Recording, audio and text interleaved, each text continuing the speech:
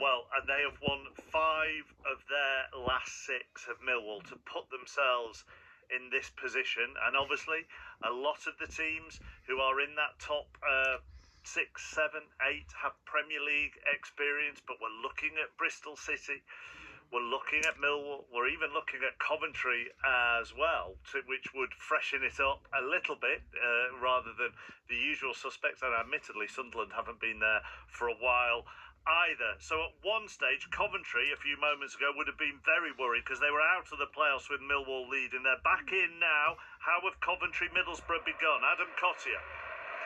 Well, Coventry started this game really well with their foot to the floor. They've had a number of opportunities that they've wasted, most notably Ben Sheaf scooping a shot over when we ought to have got it on target.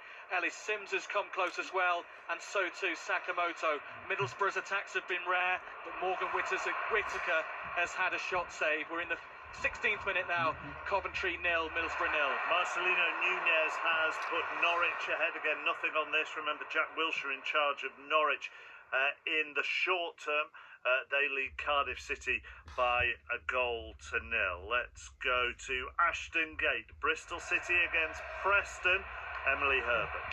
Goalless as it stands, very nervy. Hard to say who's had the better of the two. Preston may just edge it on chances created, but City on the counter, and Wells has just had a shot go wide left of the post.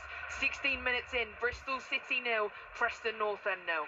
The end of the season can't come soon enough for Cardiff, I would imagine. They're a goal down at Norwich. They're already relegated, and they're going to play the majority of the match with 10 men because Callum Chambers has been sent off after just 16 minutes for a professional foul. Go on, Dave, get your stat in now.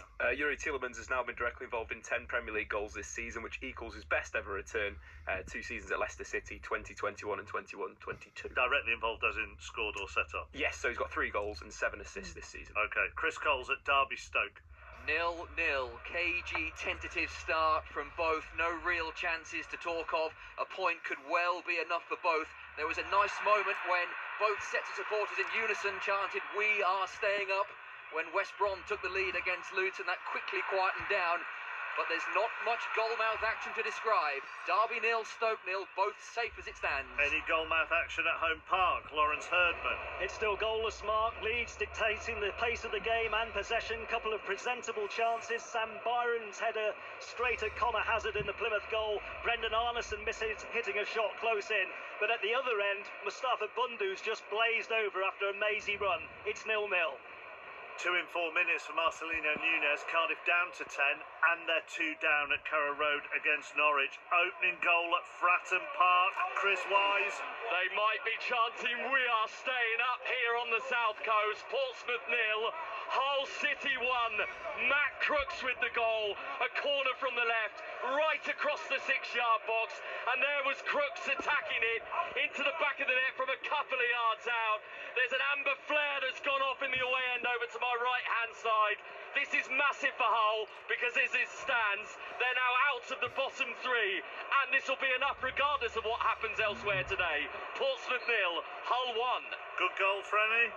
Excellent goal, chappers. You know, just what Hull City needed, scoring that first goal in this game. But the delivery, as Chris said, from the corner was excellent. They've had a few already in these early stages, but the flick on and the timing of the run from Matt Crooks, he just had to poke it in from a few yards. Brilliant, brilliant team goal.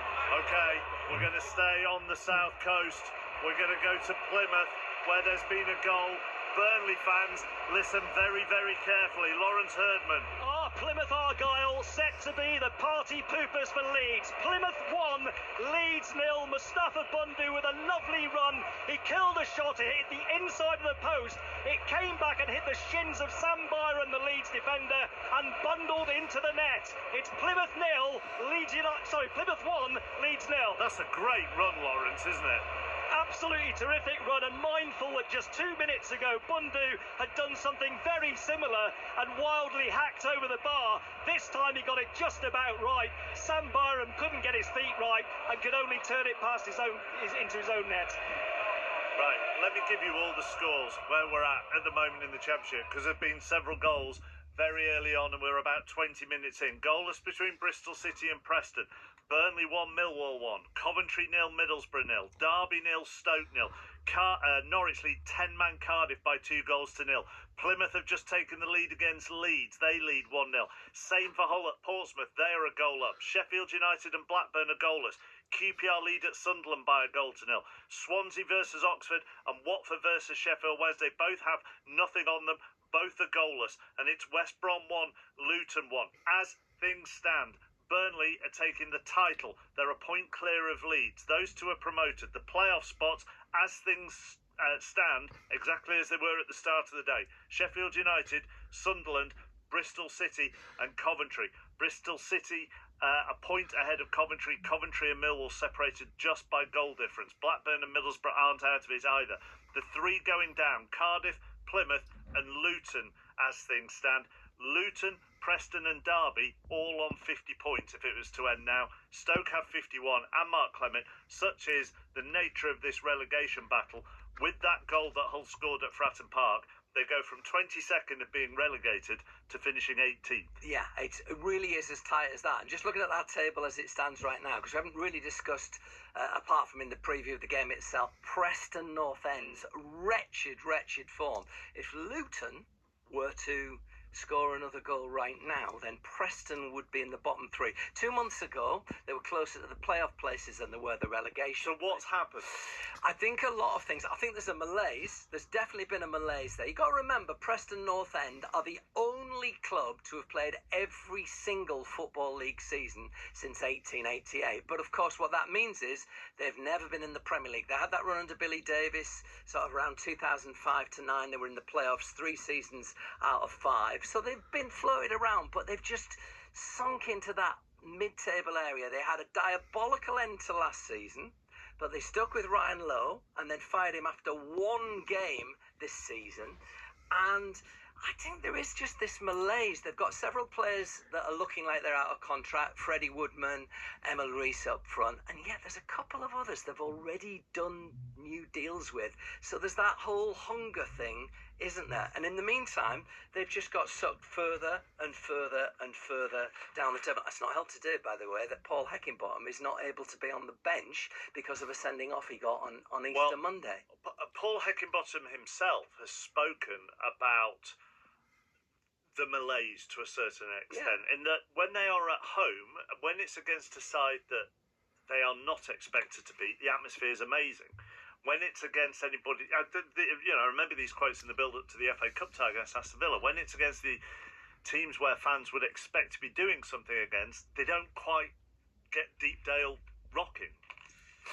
And in the main, the malaise is also, they are always just there, and that's in the Championship. And therefore, do you take that situation for granted? Do you just play all those heirloom historical facts? And of course, they've got the pedigree that goes way back. But when you're stuck in that area, do you get sucked into thinking you always will be sucked into that area? And the form is truly wretched, isn't it?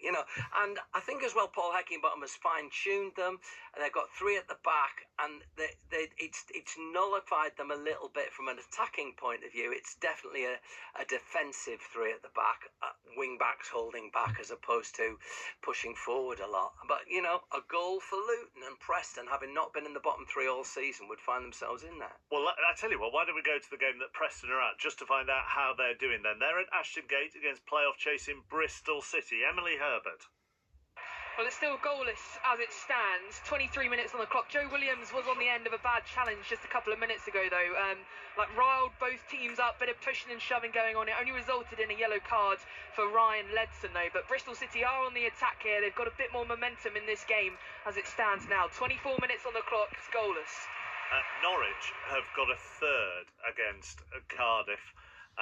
And that has come from Borja Sainz after 23 minutes, and Cardiff are down to 10. So midway through the first half, Norwich lead by 3 goals to 0. Like Jack Wilshere wants that job then, doesn't it? Well, yeah, he's probably got a very good chance. You would argue. Did you see those quotes actually with Jonas Hofthorpe when he got sacked? He said, "I knew when Jack Wilshere came in that he would get the job at some particular point. He was being brought in for that purpose. He's very hungry, very ambitious. Only spent 20 months in the Arsenal academy, and here he is with a couple of games at the end of this season to prove himself, and that's not a bad marker to put down, is it? Swansea lead Oxford by a goal to nil in a game that doesn't have anything on it. Let's go back to the Hawthorns. West Brom against Luton. Pat Murphy. It's still 1-1. The Luton fans a little bit quiet, not so raucous as they were at the start of this game for two reasons. Obviously, news seeping through about that Hull score.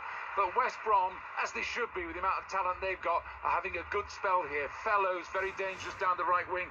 Fed Mowat, 25 yards out, just over the bar. Luton need to get a grip of things and get tight on Fellows. It's West Brom 1, Luton 1. Back to Turf Moor, where as things stand, the home side are going to be champions, Sani Rajavajula. And they could have just taken the lead. A hanging cross from Brownhill, and there was Jayden Anthony on the volley, cleared off the line by captain Jake Cooper. 25 gone, Burnley 1, Millwall 1. If Blackburn can get a goal at Bramall Lane, they'll jump into the playoff places as things stand. Charlie Slater. More likely that Sheffield United will score, though. Blackburn can't get out of their own half. They've looked nervous through the first 26 minutes of this game. Gustavo Harmer should have scored for the Blades, fired over from just a couple yards out, and every time I glance to their sold-out away end, those Blackburn supporters are glancing down at their phones, back to the pitch, back at the phones again. 0-0.